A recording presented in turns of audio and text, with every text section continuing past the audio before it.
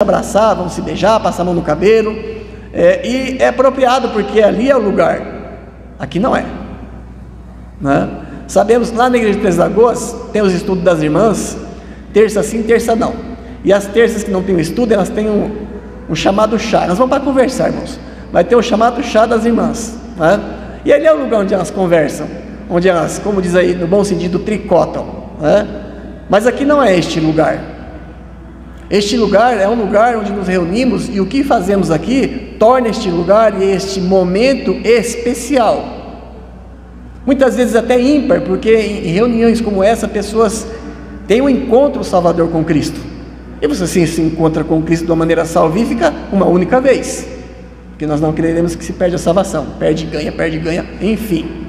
Então que nosso coração esteja pronto para isso, que você entenda que quando você vem na casa do Senhor, você vem com o propósito de adorar, enaltecer, glorificar e honrar ao teu Deus, né? Então o faça com toda a reverência, com todo o respeito, com todo o temor, e se envolve em uma série de questões, uma série de coisas, né? Por exemplo, tem essas preferências. Por exemplo, tem meninas que simplesmente assim, tem horror ao homem careca. Mas sendo assim, o seu namorado jamais vai sair com ela com a cabeça rapada, não é? Ele vai querer agradá-lo. Na casa de Deus também tem a maneira apropriada de você se apresentar, não é? Ou seja, vestido adequadamente, decentemente, com o propósito correto, porque o propósito é que move, é que dita a sua maneira de se vestir.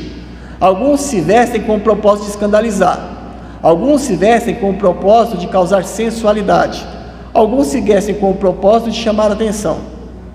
Quando nós nos achegamos à casa de Deus, nos vestimos com o propósito de honrar ao Senhor, né? Isso é importante dizermos, é importante sabermos, porque este lugar não é qualquer lugar, pelo menos não para nós que somos cristãos bíblicos, conhecemos ao nosso Deus e queremos agradar ao nosso Deus, pelo menos não nós batistas, fundamentalistas.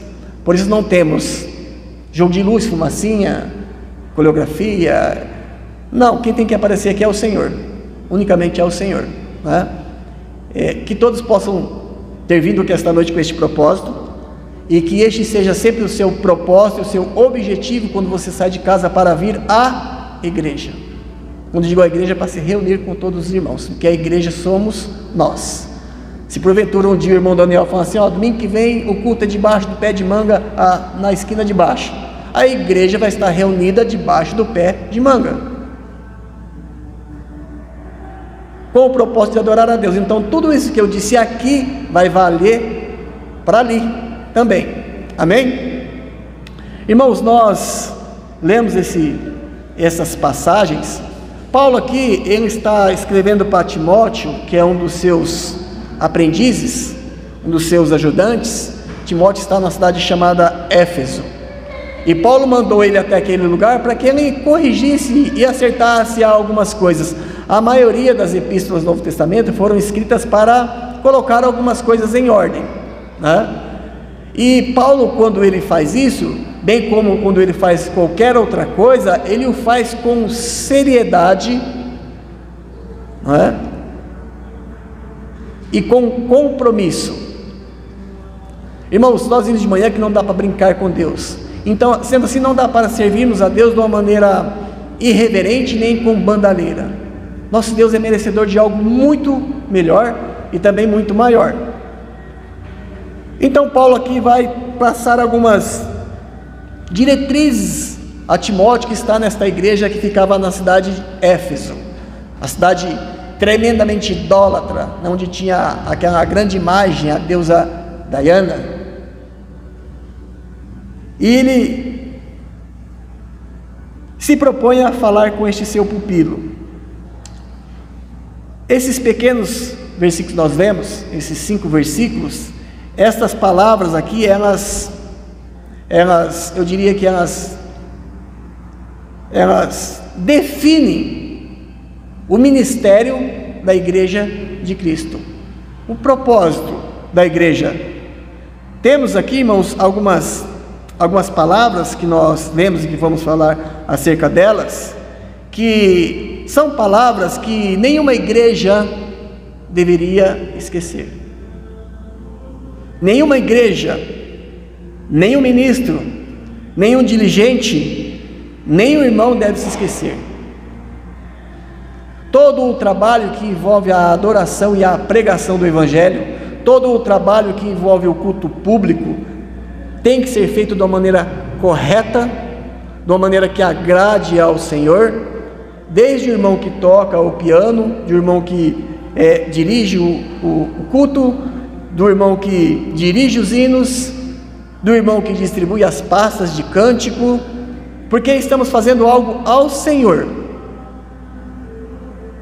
E é preciso que saibamos a maneira correta de fazer, de forma a agradar ao Senhor. Todos devem vir ao culto para agradar ao Senhor. Eu digo para qualquer um que estiver aqui, se você veio aqui esta noite para agradar alguém, você veio pelo motivo errado.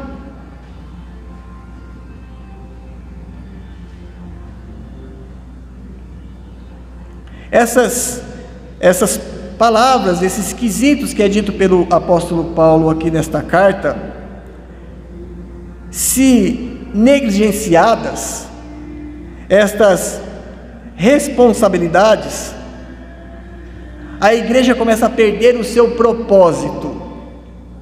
Tudo no mundo, irmãos, existe com um propósito, não é? Nós temos vários órgãos e organizações que foram criadas com um propósito. E quando ela perde, então, o fio da meada do porquê ela existe, ela perde o propósito de existir. Nós temos visto isso na nossa política, irmãos, não é?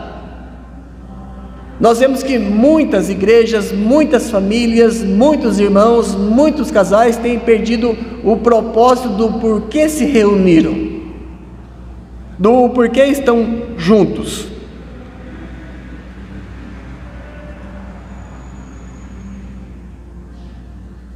Paulo fala algumas coisas a Timóteo aqui, que vale para você. Ele fala algumas coisas aqui a Timóteo, que vale para você como cristão individual, que vale para mim como cristão individual, que vale para todos aqueles que foram chamados pelo Senhor. Foram chamados pelo Senhor, né? Nós sabemos que Deus não chama ninguém para que tenha uma vida ociosa. Jesus não chamou nenhum dos apóstolos que estavam ociosos. Todos os apóstolos que ele chamou estavam trabalhando. Se os serviços correto ou não, mas chamou. Mateus estava na colheita, arrecadando os impostos. Pedro estava pescando. Todos eles estavam trabalhando, não é? E quando nós lemos aqui Paulo conversando com Timóteo acerca do que havia de ser feito naquela igreja de Éfeso, para que algumas coisas fossem reencaminhadas, alguns problemas fossem resolvidos e algumas coisas fossem reforçadas, ele começa no versículo que nós lemos, de número 1, dizendo assim, ele começa dizendo, conjuro-te,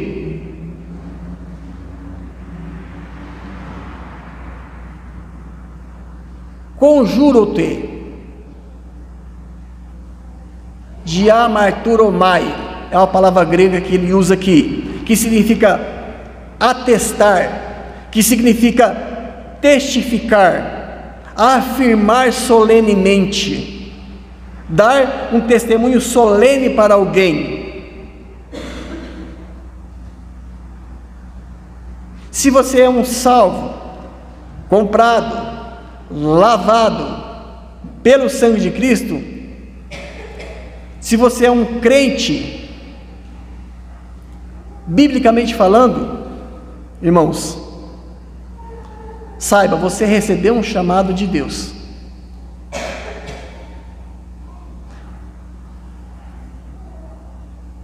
Você recebeu um chamado de Deus para servir em várias áreas. Nosso Deus é um Deus soberano, ordeiro, onisciente, que a tudo governa. Sendo assim, a vida daqueles que Deus trabalha, não existe acaso, não é? Não existe acaso. Deus tem trabalhado e colocado cada coisa no seu lugar. O irmão Daniel falou assim: temos vários visitantes, né? Eu digo para você, você aceitou o convite de alguém para vir aqui esta noite e você veio porque você tem vontade e tudo, mas saiba, Deus o trouxe aqui. Ele o trouxe aqui e com um propósito, de que você ouça a sua palavra e de que você o conheça e de que você se conheça, porque o homem não conhece a si próprio. Ele tem, assim, talvez noções, mas ele não o conhece a si próprio. Então ele diz assim: Timóteo, conjuro-te, não é? Ele diz a ele: eu te invoco, eu te chamo solenemente. Ele está invocando a Timóteo e ele diz assim: eu conjuro-te, veja bem, diante de Deus. Veja quem Paulo invoca como testemunha para o que ele vai dizer. Ele fala assim: conjure-te diante de Deus e do Senhor Jesus Cristo,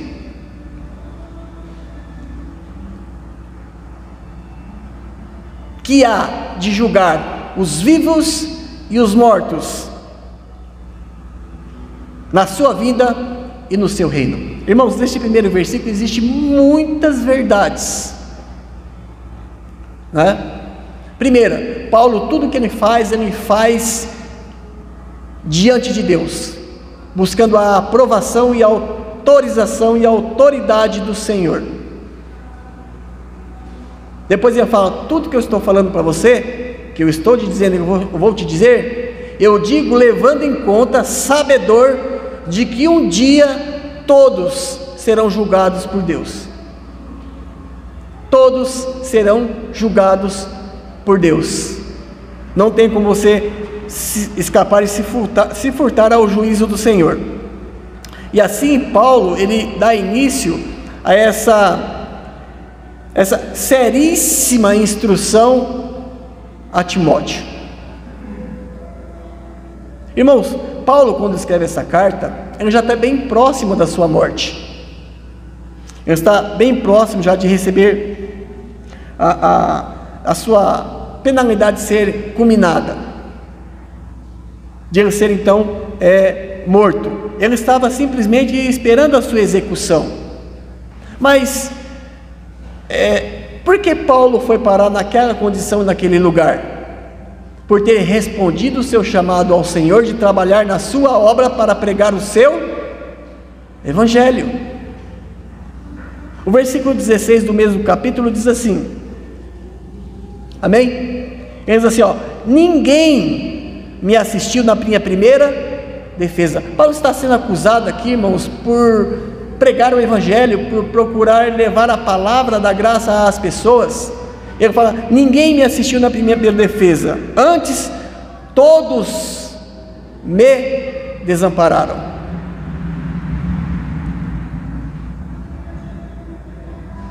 É interessante, irmãos, porque quando nós lemos a Bíblia, nós vemos várias pessoas acompanhando Paulo, não é? E é triste vermos que na hora que a coisa apertou, muitos pularam fora. Agora, por que Paulo está prestes a morrer? Por que ele está nessa condição sozinho? Porque um dia Paulo respondeu ao chamado do Senhor. Que chamado? Para pregar o Evangelho. O que é o Evangelho? O Evangelho é Cristo. Paulo está aqui por pregar a verdade acerca do homem e de Deus.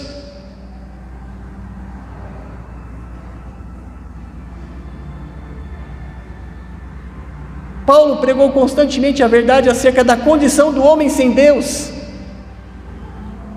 Romanos 3:23, ele diz assim: porque todos pecaram.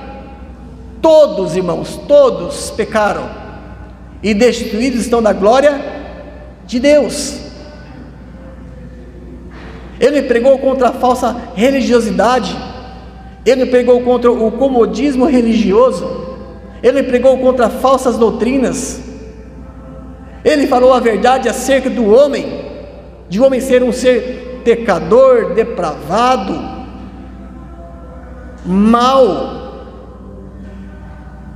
Ele pregou contra a liderança religiosa da sua época, falando: vocês estão errados, não é isso que Deus espera de vocês, não é isso que Deus espera daqueles que se propõem a pregar, a trazer a sua mensagem. As pessoas têm vindo a Deus pelos motivos errados, porque falsas propagandas estão sendo feitas.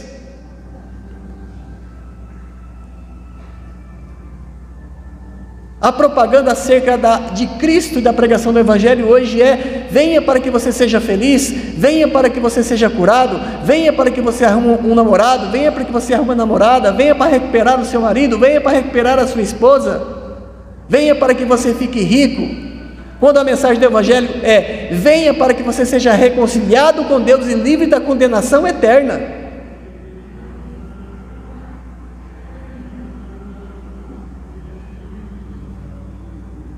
Não tenha dúvida, Paulo sabia que logo ele estaria diante de Deus, para prestar conta de toda a sua vida, porque ele estava chegando próximo da sua morte. Irmão, se uma pessoa não tem um encontro com Deus durante a sua vida, ele terá um encontro com Deus depois da sua vida, na sua morte. Ele pode ter um encontro com Deus durante a sua vida e se render aos pés de Cristo, arrependido dos seus pecados, ou ele pode ter um encontro com Cristo após a sua morte para juízo e castigo. E ele diz então que ele estaria prestemente de frente com o Senhor para que pudesse ser então julgado pelo seu serviço prestado. E esses pensamentos eles estavam assim bem fortes na mente de Paulo. Sabendo que ele estava prestes a morrer e que ele se apresentaria diante de Deus para que ele fosse então julgado, Paulo lembra a Timóteo da seriedade do seu trabalho, porque o trabalho prestado a Deus, irmãos, tem que ser um trabalho sério. Ninguém se aproxima de Deus e ninguém prega ou fala de Deus para que seja ovacionado, para que alcance o lugar de ostentação, para que tenha os primeiros lugares. Você se aproxima de Deus e prega a palavra de Deus para que pessoas conheçam a Cristo, para que Cristo seja enaltecido, para que Ele seja engrandecido na vida das pessoas e seja livre do engano do mundo.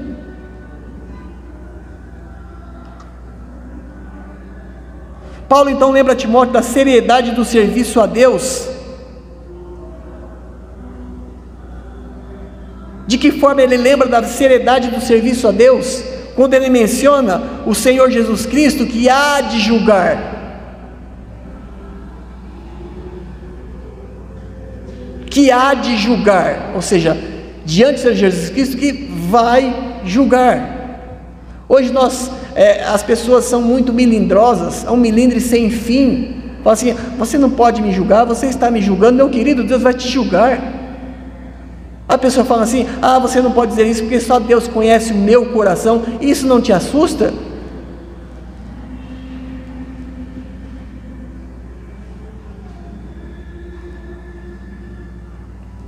Nós temos que viver, nós temos que se envolver na obra do Senhor com toda a seriedade e com todo o compromisso, porque você será cobrado por Deus. Nós vimos de manhã que com Deus não se brinca. Você será cobrado por Deus.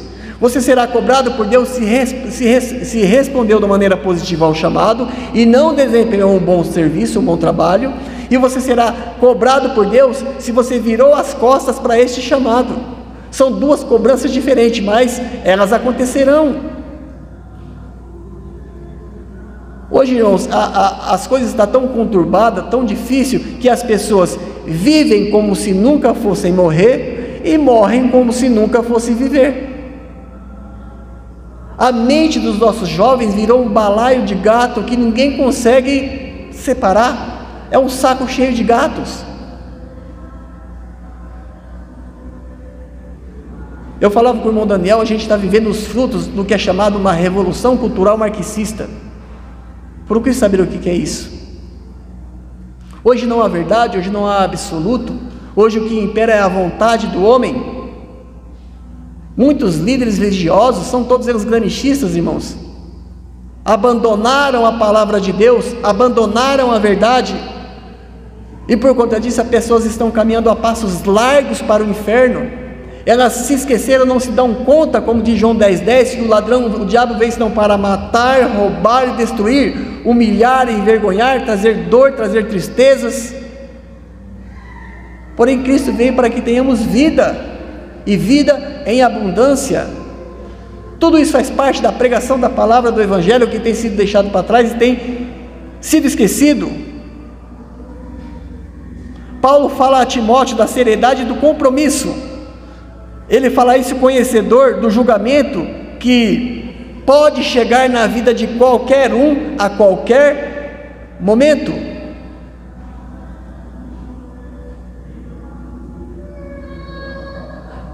A Bíblia diz que todas as pessoas estão longe do Senhor, pecaram, estão mortos dos seus pecados. E infelizmente o diabo tem conseguido amenizar esta informação e esta condição que é seríssima, seríssima. As pessoas pensam que são super-homens que vão viver eternamente. Tiago fala que a sua vida não passa de um vapor, aquilo que você tanto valoriza, aquilo que você tanto aprecia, pode ser tirado de você em um instante. E como as pessoas terão consciência desta verdade? Por meio da igreja de Cristo que pregue uma verdade, que pregue a palavra do Senhor. É o que Paulo vai dizer aqui mais adiante, irmãos.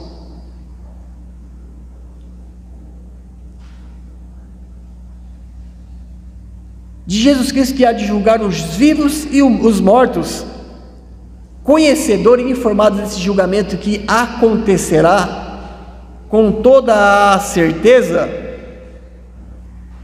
você precisa se preocupar, irmãos, tão somente com o que Deus pensa a respeito de você e da sua vida, porque é Ele quem vai te julgar.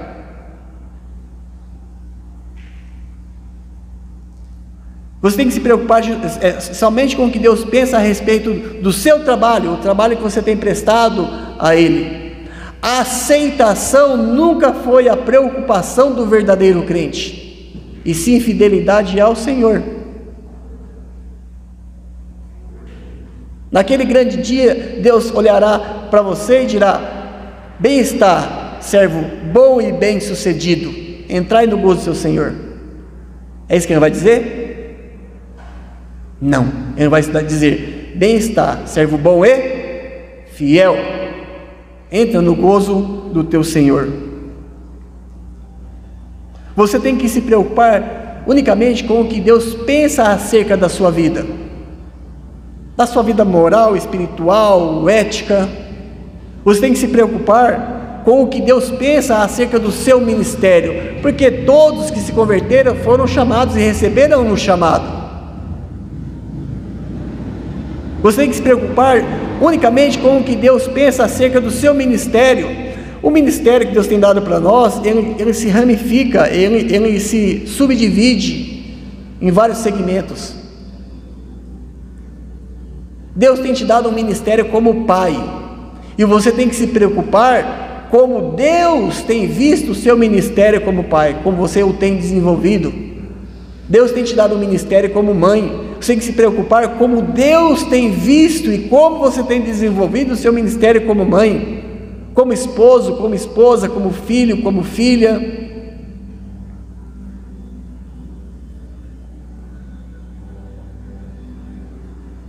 Deus tem te dado um ministério como membro desta igreja, de uma forma geral, seja dirigindo, cantando, pregando, tocando, limpando, mas Ele tem te dado um ministério.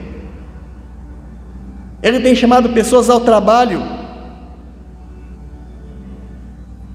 Por isso você tem que se preocupar com o que Deus pensa, e não com o que os homens pensem. Perceba que Paulo, ele não invoca a presença de homem autoridade alguma, ele invoca a presença de Deus e do Senhor Jesus Cristo, porque é perante eles que você ministra, é perante eles que você vai responder, é com eles o seu compromisso, como diz no versículo 1, diz assim, de Deus e do Senhor Jesus Cristo.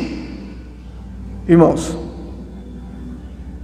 ele não invoca a presença de homem algum. Você tem que entender que aquele que há de te julgar, a tudo observa, nada se furta ao seu olhar. Você pode ir nos mares, você pode subir nos lugares mais altos, você não foge da sua presença, ele estará ali. É diante dele que você ministra, nem que seja a sua vida particular, não é? Sendo assim, você tem que fazer tudo o possível para que o Senhor seja agradado, para que o Senhor seja glorificado. E nesse propósito não existe lugar para a política da boa vizinhança, não existe.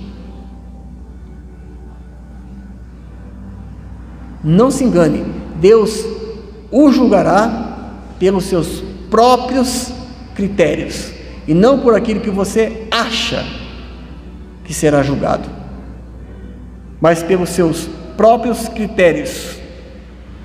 Então ele invoca Paulo, chama Paulo, lhe mostra o peso do seu ministério. Irmãos, e no versículo 2 ele diz assim a Timóteo, não é? Este era o alicerce do ministério de Timóteo, e esse é o alicerce do ministério da igreja de Cristo. Versículo 2, ele diz assim: conjure-te, pois, diante de Deus e do Senhor Jesus Cristo, que há de julgar os vivos e os mortos. Ninguém vai se furtar a este julgamento, todos serão julgados. Quer você creia em Deus, quer você não creia em Deus, quer você creia na Bíblia, quer você não creia na Bíblia, são dois tipos de julgamentos, mas todos serão julgados. Ele diz que há de julgar os vivos e os mortos na sua vida e no seu reino. Depois que ele faz a vocação, ele diz para Paulo, para Timóteo, ele diz assim: pregue a palavra. Pregue a palavra. Esta igreja tem um ministério dado por Deus. Individualmente você tem um ministério dado por Deus. E eu perguntaria para você, qual é o tipo de ministério que agrada a Deus? Pregue a palavra. Irmão, se a palavra, se o evangelho verdadeiro e cristalino não é pregado, as pessoas não se convertem, não são alcançadas, porque o Espírito Santo aplica o evangelho verdadeiro pregado ao coração da pessoa, mostrando a sua pecaminosidade e a sua necessidade de Cristo. Um ministério que agrade ao Senhor, qual é? Pregue a palavra. A obediência, eu diria, a este simples mandamento deve ser o centro do serviço verdadeiro e bíblico das igrejas do Senhor Jesus Cristo.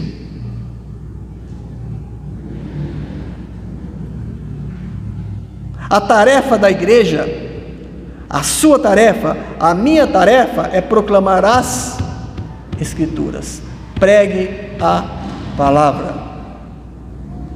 Talvez você ache que não esteja tendo bons resultados,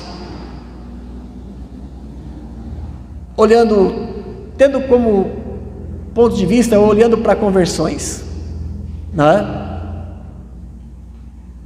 Eu te perguntaria, você tem pregado a palavra?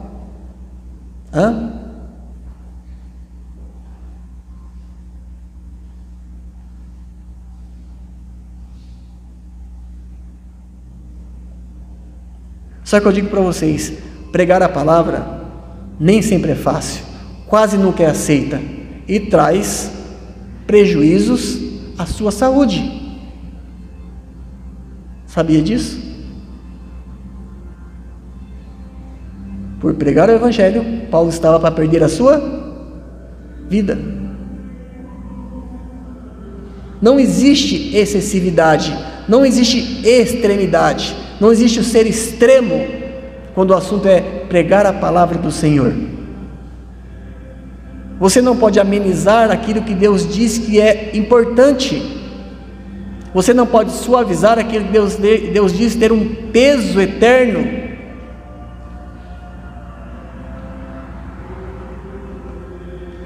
Primeiramente, você tem que entender que a mensagem que somos por Deus invocado a pregar, ela é ofensiva ao homem pecador. Ela é ofensiva. Quando você denuncia o pecado, as pessoas se zangam, não é? Você pode examinar todo o Novo Testamento e pode procurar lugares onde Jesus acusava o pecado das pessoas, denunciava o pecado das pessoas e as pessoas batiam palma. Você não vai encontrar, você não vai achar. É preciso que seja exposto à incapacidade das pessoas de buscar e agradar a Deus. É preciso que seja exposto à sua imperícia, à sua iniquidade. Pregar a palavra que é ofensiva para um mundo apodrecido em pecado é perigoso, irmãos. A Bíblia diz que o próprio Senhor Jesus é uma pedra de tropeço. Ele é uma pedra de tropeço. Romanos capítulo 9, versículo 33. Vamos ler lá. Romanos 9, 33.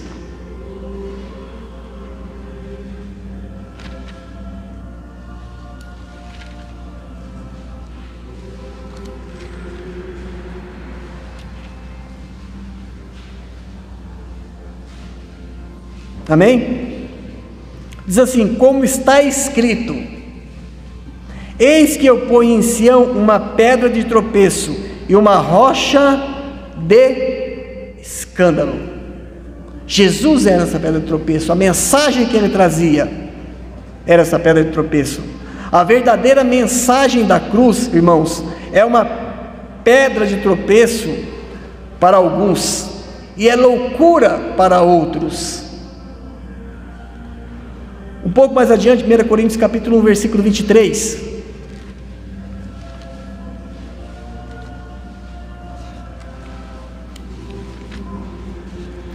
Coríntios capítulo 1, versículo 23. Jesus era uma pedra de tropeço, uma rocha de escândalos para algum, porém também ele era loucura para outros.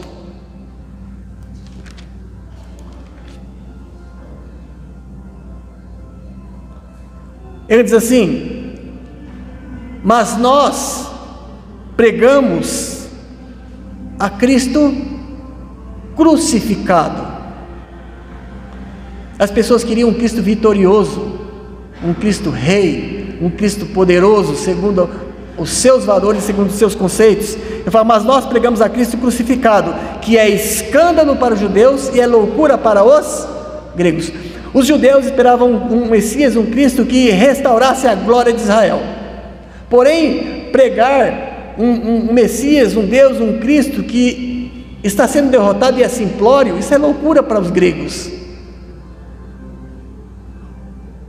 A questão é que as pessoas têm tentado adaptar Cristo para que possa agradar os mais diversos tipos e gostos. Tem o Jesus paz e amor para aqueles que querem levar uma vida anárquica, não é? Tem o Jesus curandeiro para aqueles que querem somente resolver os seus problemas de saúde. Tem o Jesus casamenteiro para aqueles que querem resolver a sua situação amorosa. Tem o Jesus apaziguador que aquele que se oferece para aquelas pessoas que querem vir à igreja e não querem abrir mão de nada. Venha como está e continua como está.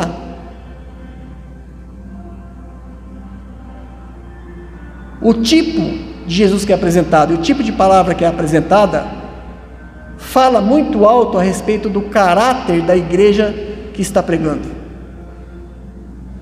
do tipo de compromisso que esta igreja tem na realidade.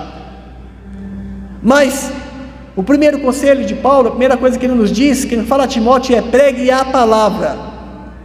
Mas eu perguntaria para os irmãos: que palavra? Não é? Porque a gente vive dias, irmãos, biblicamente falando, de analfabetos funcionais. Estuda, mas não aprende. Um pouco mais adiante de onde estamos, um pouco atrás, 2 Timóteo 3,16, diante, 2 Timóteo 3,16,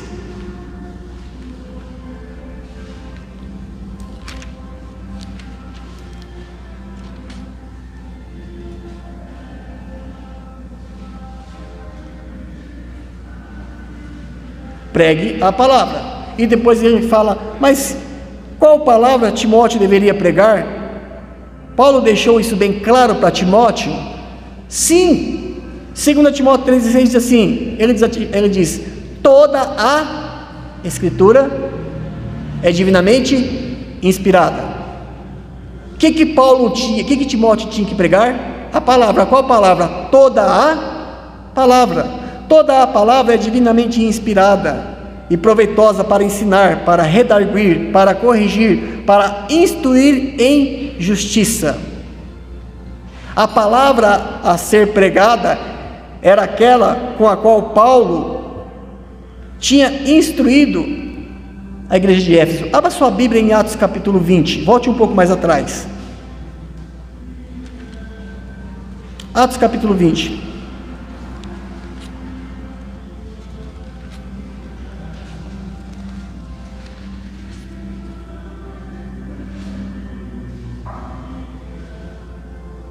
Atos capítulo 20, o versículo 27, Paulo reuniu os anciãos de Éfeso, ele iria partir, então deu algumas instruções e falou para estes homens. E ele diz no versículo 27 de Atos 20, ele fala assim: porque nunca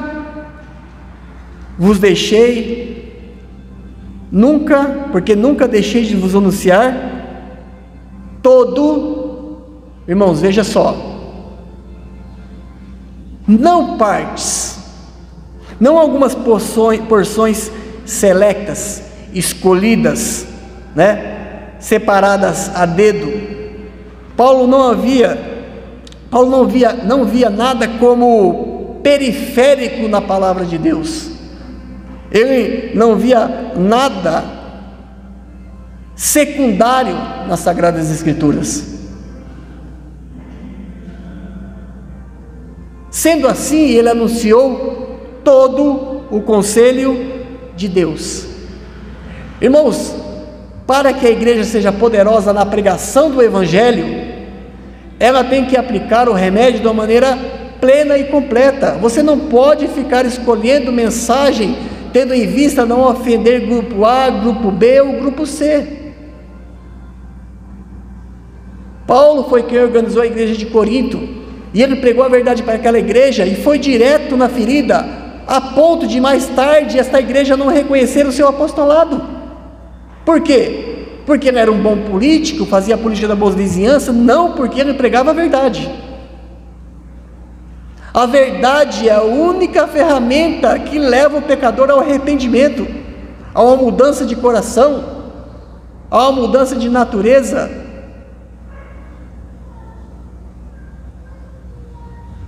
No capítulo 1, volte até o capítulo 1 de 2 Timóteo.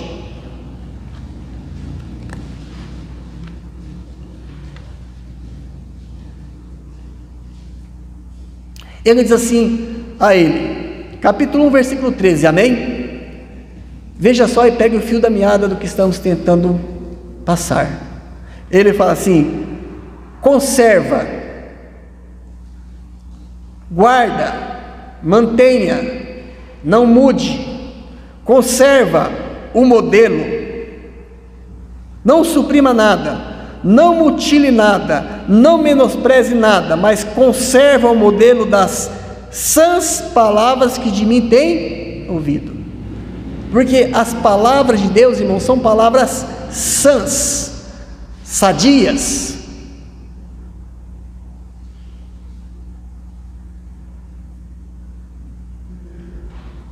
As sãs palavras que de mim tem ouvido. Paulo aqui fala das palavras reveladas nas Escrituras, todas elas. Quem separa na Bíblia o que é ofensivo e o que não é, são os homens. Para Deus é só palavra. Quem separa aquilo que vai trazer algum tipo de atrito ou não, são os homens. Para Deus é tudo palavra.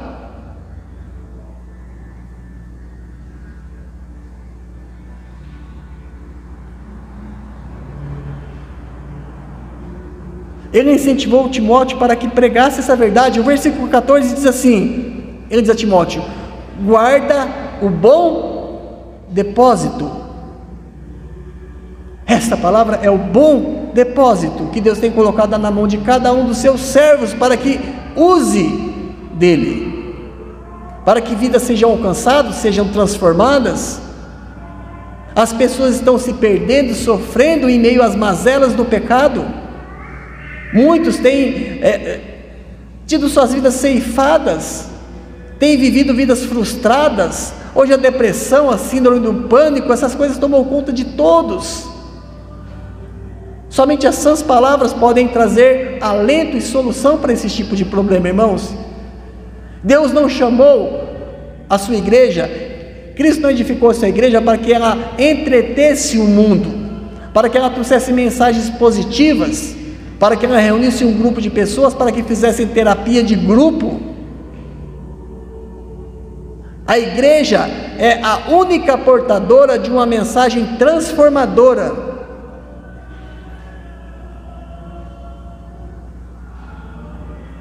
Ele instruiu a Timóteo que estudasse esta palavra,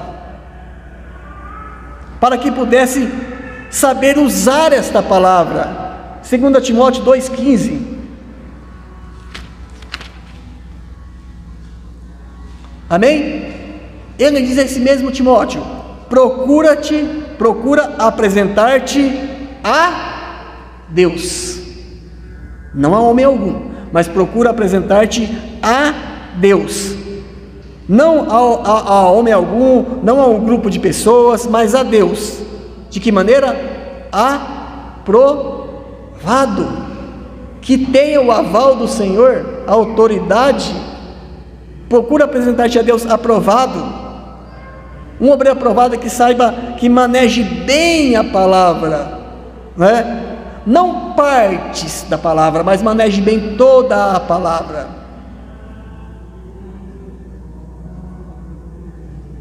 Qual palavra? A palavra da verdade, irmãos.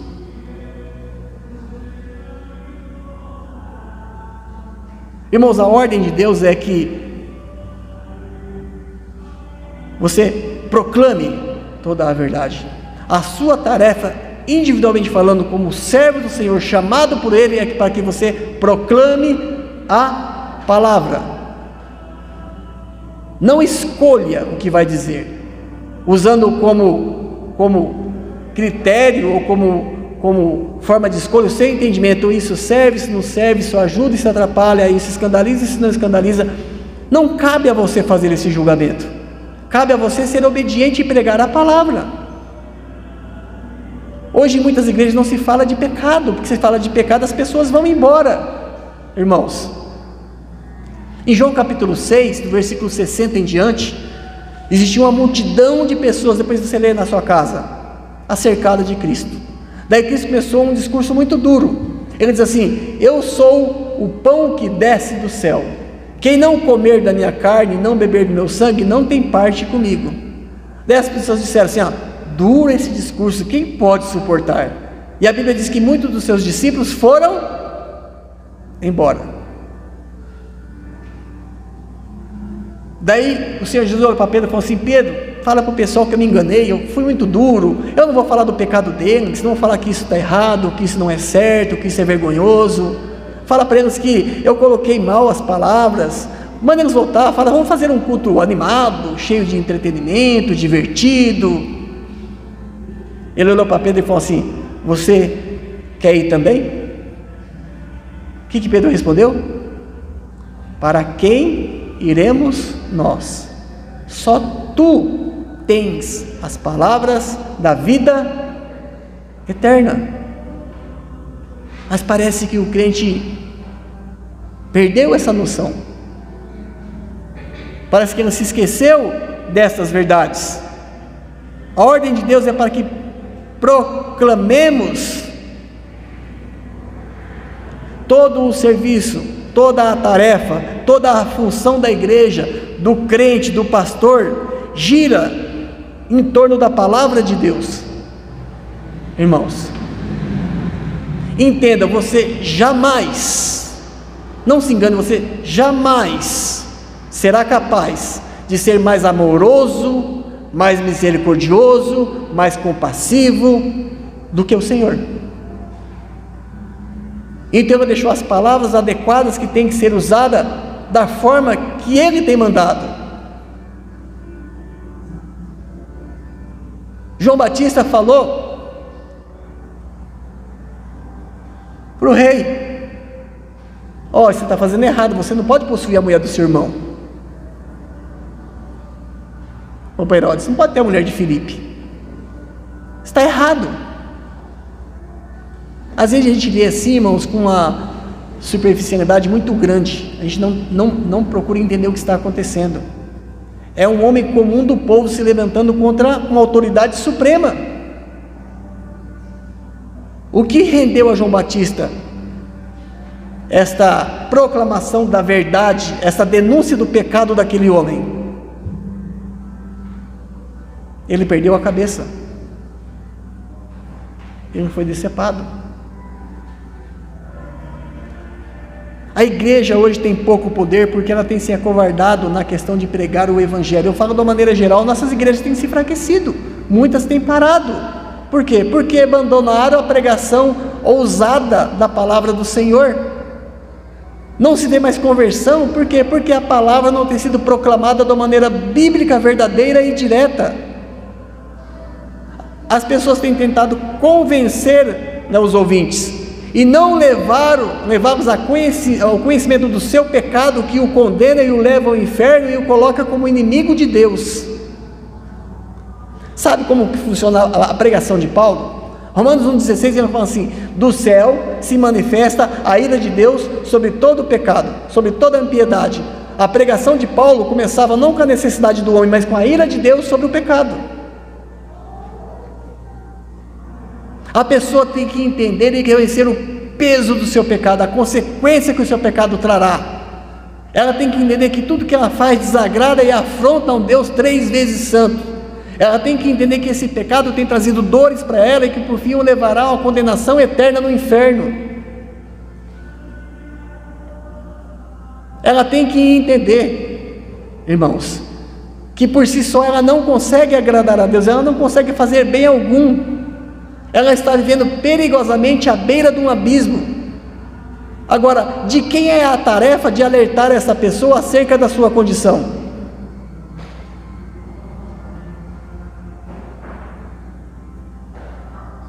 A igreja tem que pregar a verdade.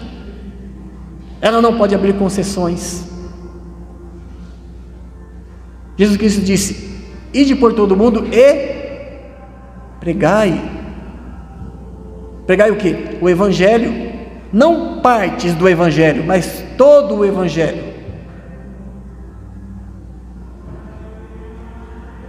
É responsabilidade da igreja, é serviço da igreja, é função da igreja, de cada crente, de cada pastor, de cada irmão, de cada irmã, de cada membro, que gira em torno da palavra de Deus. Guardar a palavra, proclamar a palavra, estudar a palavra, não só para título de conhecimento. Abra sobre 1 Coríntios capítulo 2, irmãos.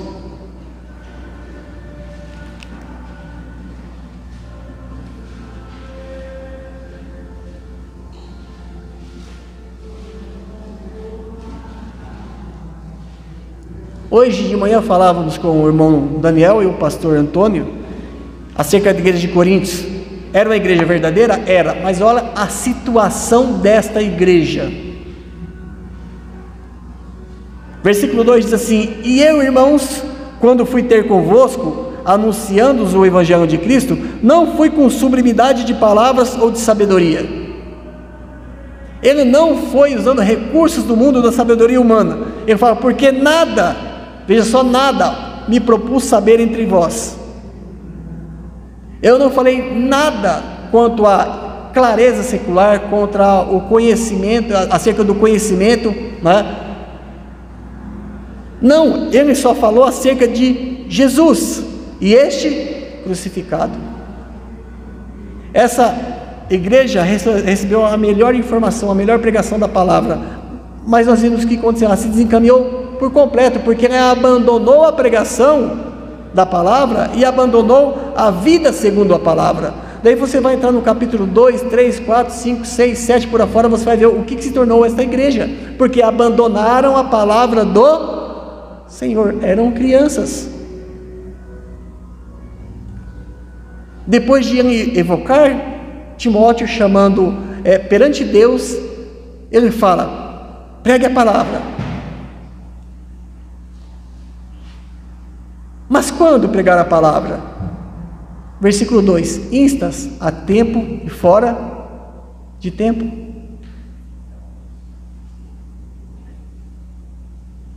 Em segundo lugar, Paulo relembra Timóteo, ele relembra você que é crente, ele relembra a mim que também sou crente, que a sua tarefa, que a minha tarefa de pregar o evangelho nunca vai acabar. Ela nunca vai ter fim, só quando estivermos na glória. Instas a tempo e fora de tempo. Devemos não só pregar a palavra do Senhor, mas devemos fazer, quer as opiniões sejam favoráveis ou não. Devemos fazer e pregar a palavra, quer o mundo aceite ou não.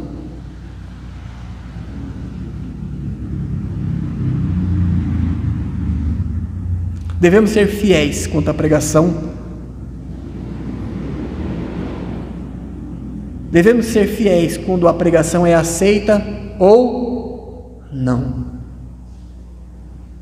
Quer ter o louvor de Deus, faz o bem. Pregue a palavra, procure agradar o Senhor. As pessoas têm visto pouco do agir, do trabalhar de Deus nas suas vidas, porque têm oferecido pouco. Irmãos,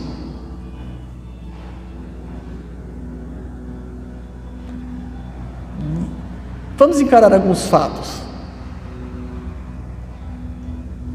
Primeiro fato, para aqueles que pesquisam um pouco mais, conhecem mais o círculo, o meio evangélico, você vai entender e vai saber que pregar a palavra está fora de moda. Está fora de moda. Ou seja, não é a tempo, mas é fora de tempo.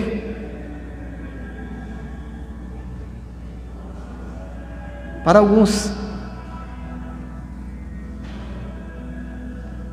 Irmãos, a humanidade vem experimentando a ira de Deus à medida que Deus tem entregue à humanidade as suas escolhas pecaminosas e a sua concupiscência.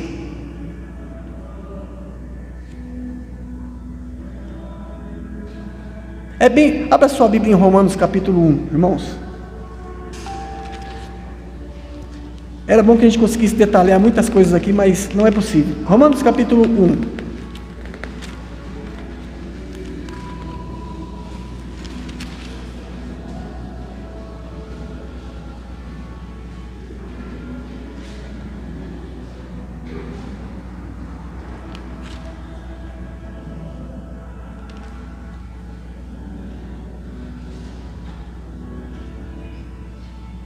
O versículo 16 que nós lemos diz: porque não me envergonho do evangelho de Cristo, porque é o poder de Deus para a salvação de todo aquele que crê, primeiro do judeu, depois do grego. O que é o poder de Deus para a salvação? O evangelho de Cristo, que muitos têm suprimido. Assim as pessoas não têm sido alcançadas, as pessoas não têm sido salvas.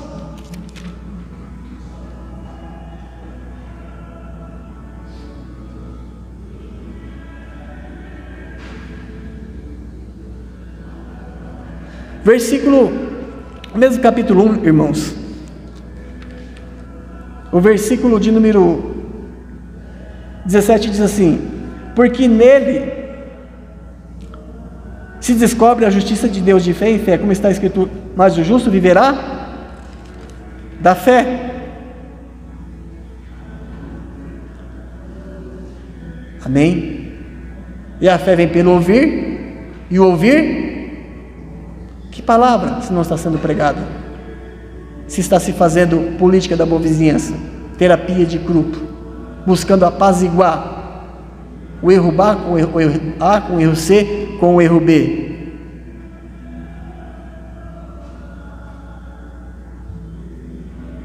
A verdade é que nós não vivemos dias apropriados para irmãos e irmãs fracas que têm medo de pregar a palavra do Senhor, com medo de reprimendas, represárias ou não aceitação.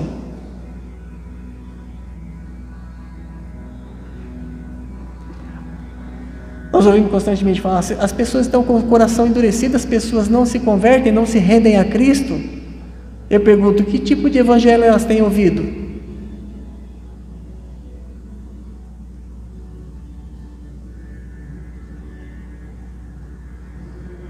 Não vemos dias apropriados para igrejas fracas, falando do ponto de vista bíblico.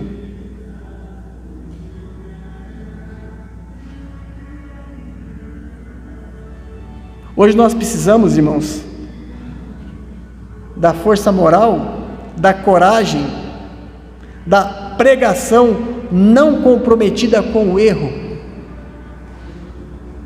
Precisamos da verdade bíblica que liberta as pessoas. Muitas vezes a gente parece que fala uma coisa com o canto da boca direita e outra com o canto da boca esquerda. Como as pessoas são libertas, irmãos, das trevas, do pecado, da perdição?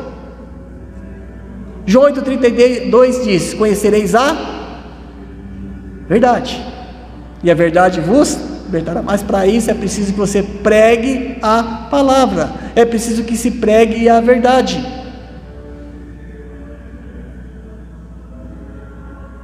É preciso que diga, você está vivendo a sua vida como você bem entende, como você quer, fazendo o que você quer com a sua vida, com o seu corpo, mas Deus vai julgar e vai cobrar isso de você.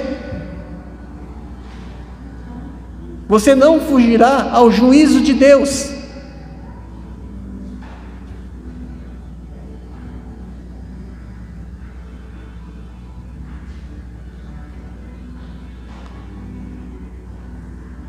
As nossas igrejas precisam procurar a excelência na pregação.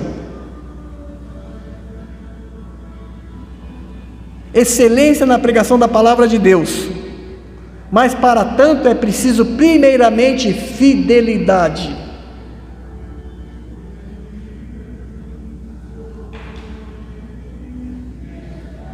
Fidelidade às Escrituras. Até mesmo quando isso está fora de moda. Irmãos, nós vemos muitas vezes as pessoas não usam bem o tempo que Deus tem dado por ela. Eu tenho ouvido algumas pregações mesmo na internet que é uma verdadeira verborréia. E as pessoas ovacionam esse tipo de pregação. Se você é um crente verdadeiro que conhece a graça de Deus, que conhece o poder de Deus, você não deve se contentar com essas coisas, não deve perder tempo com essas coisas.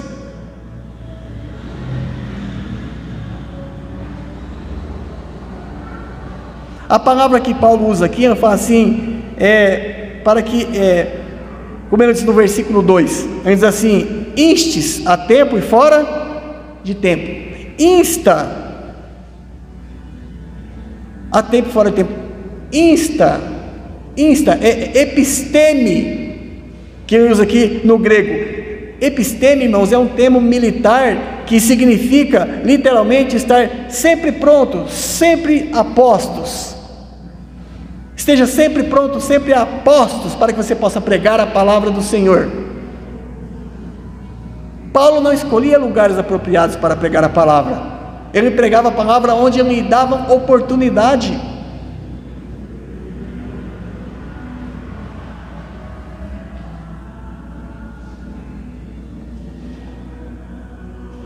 Naquela época lá existiam os guardas que ficavam de prontidão, né? Eles eram no seu posto, sempre pronto para qualquer eventualidade, preparados.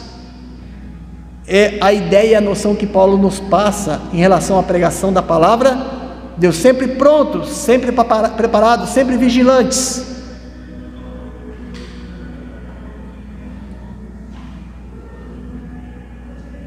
Eu sei que muitos lares, muitos pais têm perdido seus filhos para o mundo. Eu pergunto, que tipo de palavra tem sido incutida no coração desses moços e dessas moças? Será que tem se pregado a palavra, andando, caminhando, levantando, como diz lá em Deuteronômio capítulo 6? Será que ele tem sido instruído com a palavra de Deus, que é poderosa para libertar, para salvar? Estão sendo instruídas, como diz Provérbios 6, 22, no caminho que deve andar? Será que tem aberto mão da única cura para o pecado?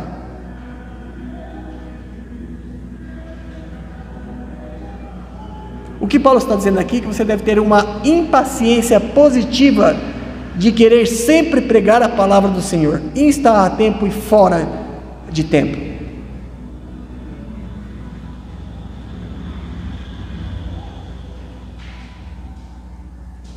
É isso que Deus está te ensinando por esses versículos. Relutância nunca, prontidão sempre. 1 Pedro capítulo 3, é como Paulo diz lá, 1 Pedro capítulo 3, irmãos.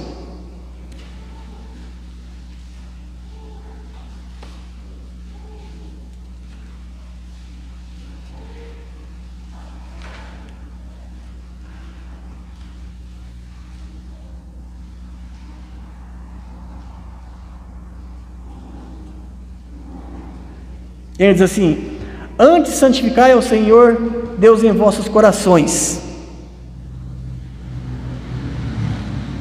ponto vírgula, e estáis sempre preparados para responder com mansidão e temor a qualquer que vos pedir a razão da esperança que há em vós.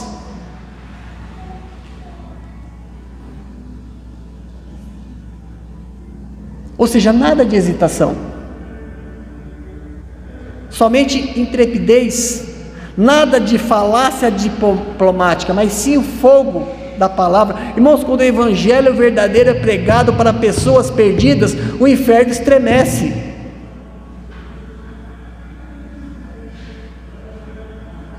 Porque somente o evangelho tem o poder para arrancar as pessoas da condenação para a qual elas estão caminhando. E pensando dessa forma, não há tempo a perder com floreios, com conchavos para amenizar certas situações.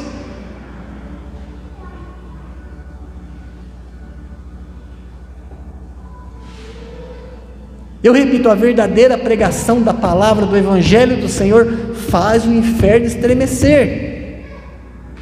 Qual a única maneira de arrancar uma pessoa das garras do diabo? Levando a ele o Evangelho da salvação. Você está perdendo um parente, um filho para o mundo, para o diabo, para Satanás? Pregue a ele o Evangelho, mas sem nenhum tipo de restrição. Irmãos,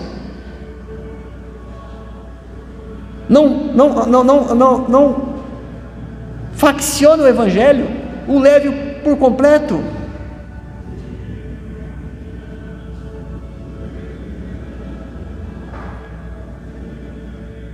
Voltando a Timóteo, onde estávamos?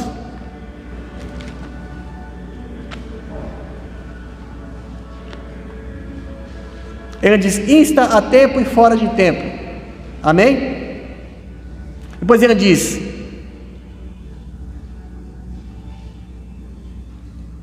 redarguas, repreende, ensina. Estamos falando, irmãos, do que Paulo falou para que Timóteo fizesse, que ele pregasse a palavra. E pregar a palavra é isso: insta a tempo e fora de tempo, repreenda, redarguas, repreenda, ensina. Aqui Paulo nos dá uma instrução quanto ao tom da pregação. Ele usa duas palavras negativas e uma palavra positiva. Ele fala assim: redarguas, repreendas, negativa, e exorte, positiva. Irmãos, a igreja e o mensageiro, o servo do Senhor, que prega na igreja, na sua casa, no seu trabalho, seja onde for, que deixa de corrigir e repreender, não está cumprindo seu papel, e não há excelência na sua pregação. Porque não é só exorta, é repreende também. Ensine. Sabe qual que é a necessidade mais profunda do ser humano? A necessidade mais profunda do ser humano é confessar e vencer os seus pecados, porque ele é a fonte de todo o seu sofrimento, de todas as suas mazelas. É ele que te coloca como inimigo do Senhor, é ele que leva a sua alma à condenação eterna. E as pessoas muitas vezes têm brincado com o pecado, acalentado o pecado. Por isso a pregação que não confronta o pecado, que não corrige o pecado através da palavra de Deus, não liberta as pessoas.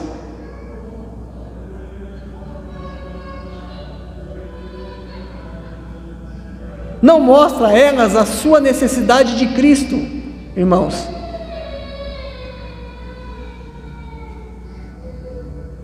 Então, repreender, corrigir e exortar é o mesmo que pregar a palavra.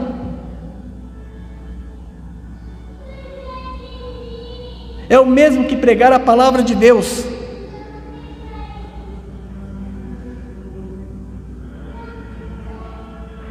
Sabendo que esses são os próprios ministérios da palavra: repreender, corrigir, exortar, instruir em toda a justiça. A gente lê novamente 2 Timóteo 3,16, irmãos, onde estávamos lá. Vamos ver novamente aqui o negativo e o positivo juntos. 2 Timóteo 3,16.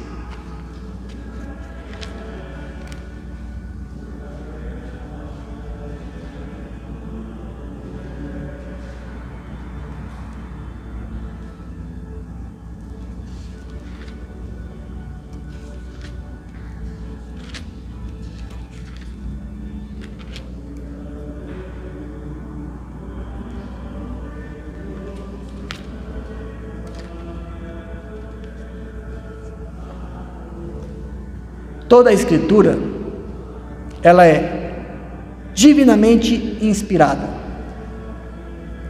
Por que a importância de pregar a palavra? Quando fala que toda a Escritura é divinamente inspirada, a palavra grega é teopneumastique, ou seja, ela é soprada por Deus. Ela é plenária e verbalmente inspirada. Plenária porque ela toda é inspirada, e verbalmente porque Deus colocou, está na Bíblia, pelo menos na versão original, os verbos que Deus quis, no tempo que Deus quis. Ela é plenária e verbalmente inspirada. Toda a Escritura é divinamente inspirada e proveitosa para redarguir. O que é redarguir, irmãos? Repreender. Ela é proveitosa para redarguir, para corrigir. Também é um negativo. E para instruir em justiça, que é um positivo. O tom positivo aqui é decisivo. A palavra exorta, paracaléu, significa encoraje.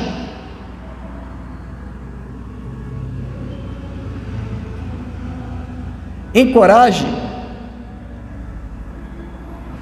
A verdadeira pregação do Evangelho, primeiramente ela confronta o pecado, confronta o pecador e depois o encoraja a tratar com o pecado, se colocando aos pés de Cristo.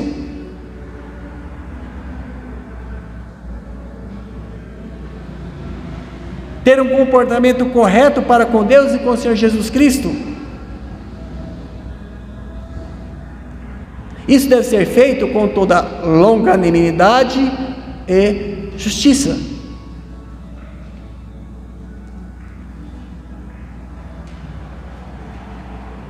Sã doutrina. Mas o que é doutrina?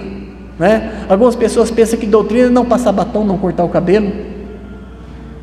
O que é doutrina? Doutrina é um conjunto de verdades que nos foi entregue pelo Senhor e que está aqui, esse conjunto de verdades que temos da parte de Deus na Sagrada Escritura.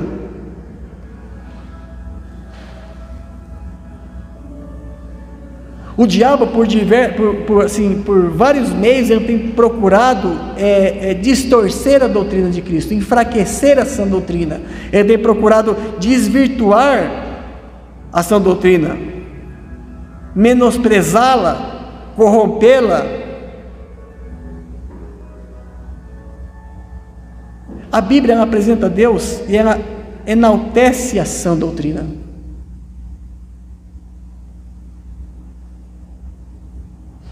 A Bíblia, ela é eficaz para tratar com o homem pecador.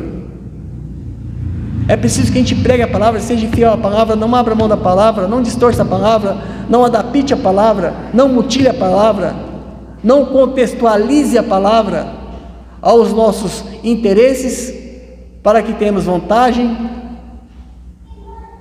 A igreja só será expressiva se ela for uma igreja fiel à palavra de Deus, pregando a verdadeira palavra de Deus, irmãos.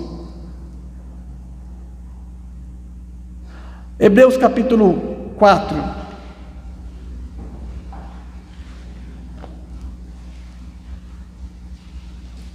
Sabemos que esta palavra que é eficaz para tratar com o homem e com o seu pecado. Hebreus 4,12 diz assim, amém? Porque a palavra de Deus é viva e eficaz. Essa mesma palavra que Paulo invoca Timóteo a pregar.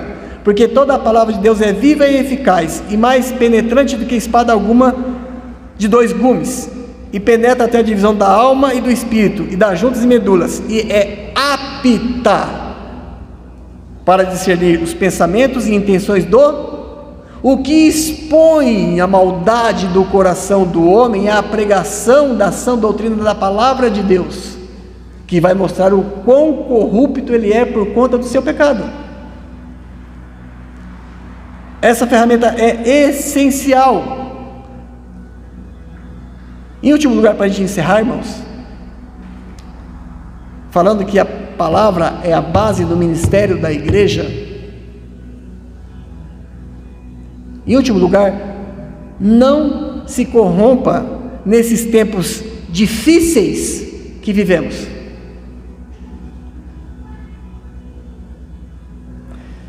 Segundo Timóteo capítulo 4, voltemos até lá.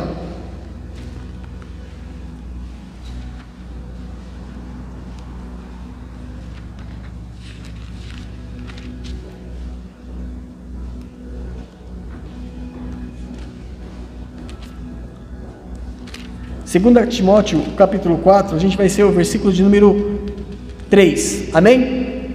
Diz assim: porque uma vez que você pregue a palavra, que ele diz para Timóteo, que você pregue, exponha a verdade, o evangelho, na íntegra, como Deus nos entregou, uma vez que você faz isso, Paulo diz a Timóteo no versículo 4, porque virá o tempo em que não suportarão a sã doutrina. Muitas vezes nós nos preocupamos com as coisas erradas e pecados que têm entravado o crescimento e o amadurecimento da igreja, não é?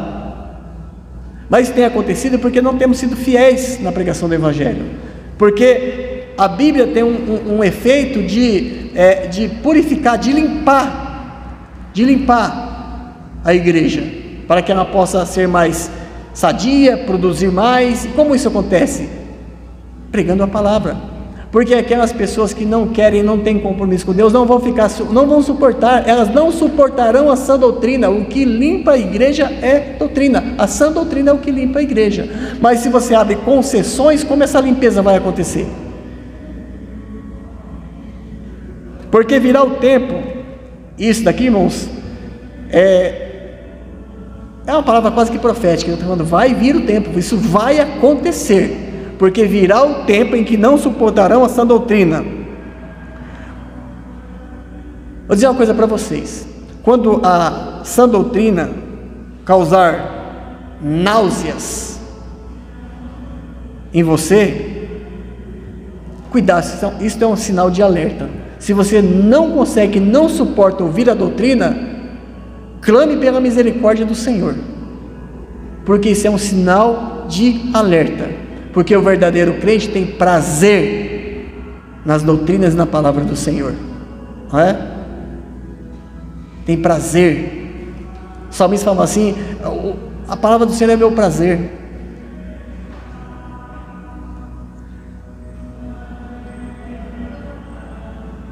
Mas tendo comichão nos ouvidos,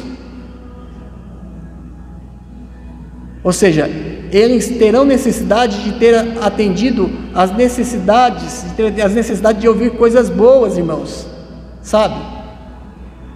Isso nos lembra de outras passagens. A gente está aqui em 2 Timóteo, volte até o capítulo 3, o versículo 1 diz assim, leia só, olha que interessante: sabe porém isto, que nos últimos dias sobrevirão tempos trabalhosos. Sim, porque não aceitarão a verdade, não aceitarão as sã doutrinas, tudo estará meio que confuso e complicado. O capítulo 4, o versículo 1 de 1 Timóteo diz assim, volte um pouquinho só mais atrás, 1 Timóteo 4, 1, diz assim: mas o Espírito expressamente diz, ou seja, sem falha e sem margem de dúvidas, o Espírito expressamente diz que nos últimos tempos apostatarão alguns da fé. Apostatar é um termo militar, é aqueles que abandonam as fileiras, as trincheiras na guerra. Eles vão abandonar, apostatarão alguns da fé, dando ouvido a espíritos enganadores, e como eles não conseguem ouvir a sã doutrina, eles vão dar ouvidos a doutrinas de demônios. Se a doutrina que está sendo dita não é de Deus, ou é do homem ou é do diabo, mas não é do Senhor. Esses são alguns alertas proféticos que nós vemos na palavra de Deus que Paulo faz na segunda e na primeira carta de Timóteo.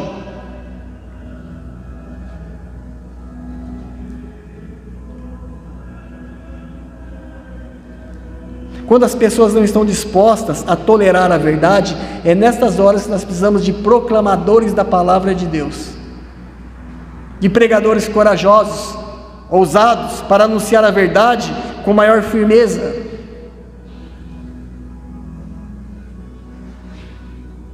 Mas por que as pessoas não suportam ouvir a verdade? Porque elas amam o pecado.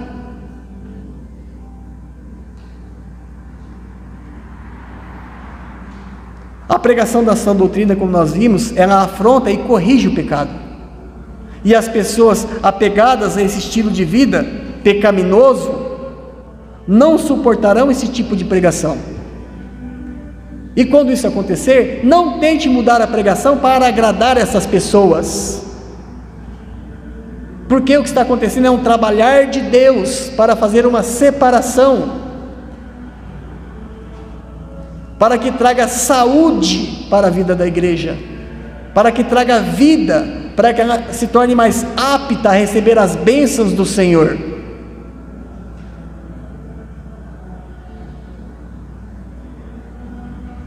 Tem muitas pessoas que vêm à igreja só para satisfazer a coceira do seu ouvido, e elas querem ouvir mensagens positivas, irmãos.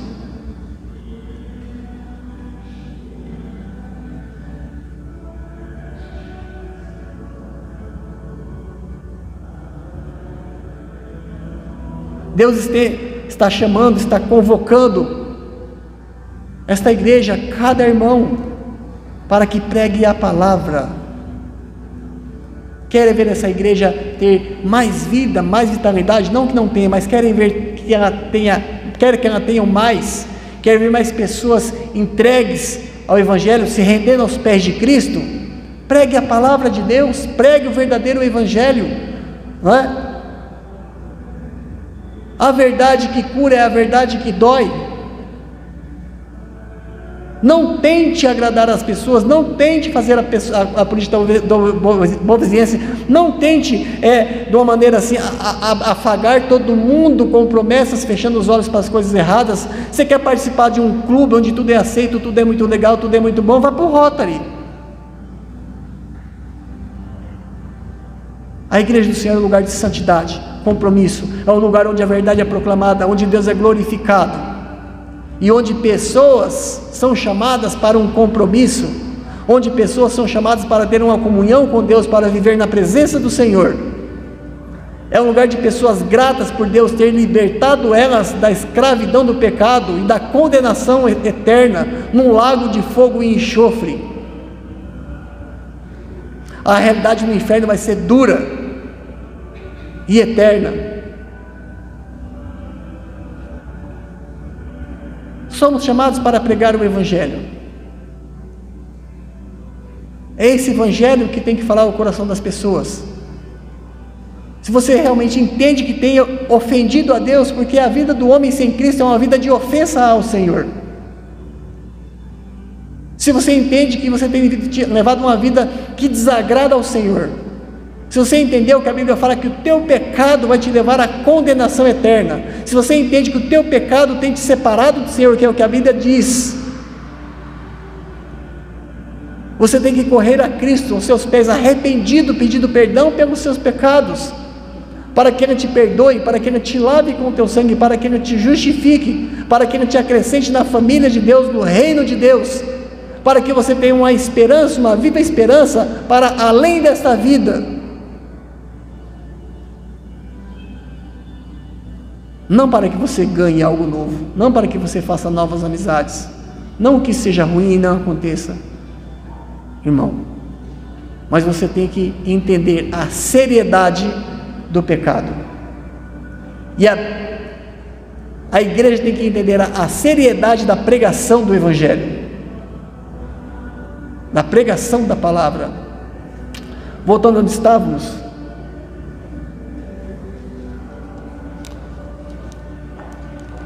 a Timóteo, vamos ler o versículo novamente para que possamos encerrar. 2 Timóteo capítulo 4,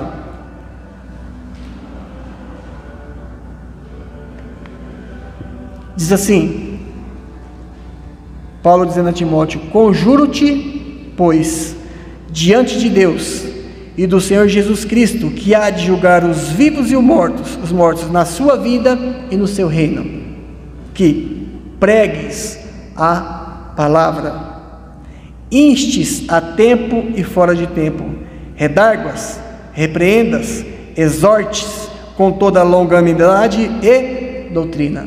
Significa zero de tolerância com o pecado na sua vida, com o pecado na igreja do Senhor. 23, porque virá o tempo em que não suportarão a sã doutrina, mas tendo comichão nos ouvidos, amontoarão para si doutores conforme as suas próprias concupiscências, e desviarão os ouvidos da verdade.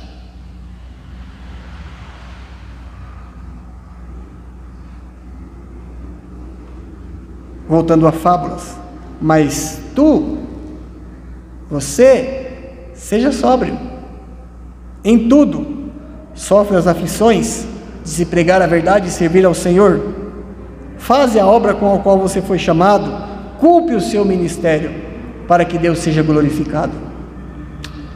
Que Deus abençoe os irmãos. Irmão Daniel?